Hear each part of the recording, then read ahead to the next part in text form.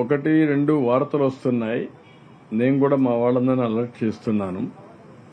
మీకు concrete information ఉంటే పలాంది ఇక్కడ జరిగిందంటే డెఫినెట్గా ఫర్మ్గా తాట తీస్తాం. వాళ్ళని ఏ విధంగా ట్రీట్ చేయాలో ఆ విధంగా ట్రీట్ చేస్తాం. దీనికంటే ద్రోహం ఇంకోటి లేదు. ఎవరైనా సరే అలాంటి బ్యాచ్ ఉంటే మాత్రం జాగ్రత్తగా ఉండండి. కబద్దారి హెచ్చరిస్తున్నా. ఇది నాకు ఒక అనుమానం కూడా ఉంది. ఇలాంటి ఏమైనా వైఎస్ఆర్ కాంగ్రెస్ కూడా పంపిస్తున్నారా, కావాలని డిస్టర్బ్ చేయడానికి చూస్తున్నారా, ఈ కుట్రలు ఏమన్నా భాగాలున్నాయా తెలియదు నాకు. నేను ఆధారం లేకుండా ఇది పెట్టను.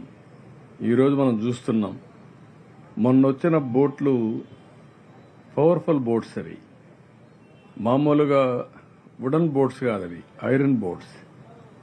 ఏ విధంగా వచ్చాయి, ఆ విధంగా వచ్చిన బోట్లు కరెక్ట్గా ఇన్ బిట్వీన్ ఆ వెయిట్స్ ఏవైతే ఉన్నాయో 2 గేట్ల మధ్యలో వచ్చినట్టు దాన్ని కొట్టాయి. అది కొట్టింది కాబట్టి అక్కడ కుంగిపోయింది. ఆ పవర్ఫుల్ కాలం కుంగిపోయింది. అదే కానీ కాలమును కానీ కొట్టుంటే చాలా ప్రాజెక్ట్ కుంగిపోయే అవకాశం కూడా ఉంది. చెప్పలేం. చాలా పవర్ఫుల్గా ఫ్లో వస్తుంది వాటర్. ఆ వాటర్లో ఏది వచ్చినా మిగిలే పరిస్థితి ఉండదు. అలాంటిది బోట్లు వచ్చి కొట్టడంతో నేను చూశాను క్లియర్గా ఆ సపోర్టింగ్ కాలం ఏదైతే తీసుకొస్తారో అది ఇరిగిపోయింది. దాన్నే ఇప్పుడు తీసాను.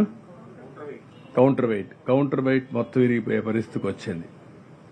ఇది ఏంటో నాకే అర్థం కాదు. చిత్ర విచిత్రాలు ఎక్కడి నుంచి వచ్చాయి, ఇవి ఎందుకు వచ్చాయి?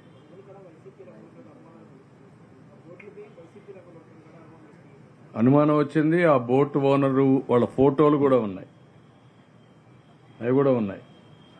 ఈ అనుమానాలన్నీ ఏ విధంగా మనం వీళ్ళు ఫస్ట్ డే నుంచి చూస్తున్నా.